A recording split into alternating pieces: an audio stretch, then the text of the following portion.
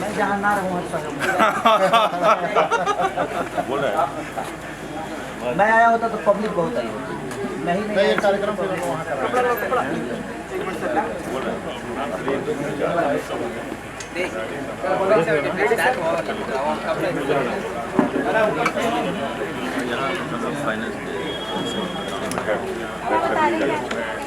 तो पहले कोई बात नहीं। अरे जब मेहरारू बदला गई तो मोबाइल का सिमो बदल गई। चाय दी अगर विश्वास नहीं खे तो चाय के राजवा के गांव में पता लगा। हाँ? अगर बात झूठ निकले तो हमरा के चप्पल से तो जूता से मरिया। ओके थैंक यू।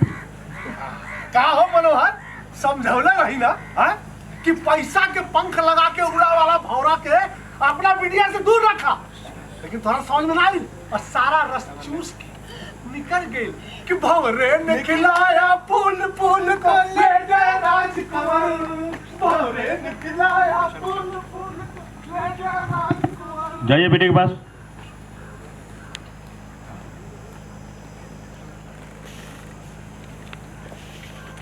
हम गवाह बानी बहुत अमीर बाप के बेटी का अपन मेहरारू बनौले बा। ए पंडित के चमचा थोड़े भोरे दिमाग माथा मत खराब करा, न तो मार के फेफड़ा तोड़ दे।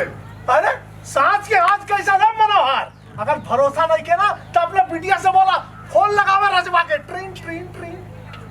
अब बेटा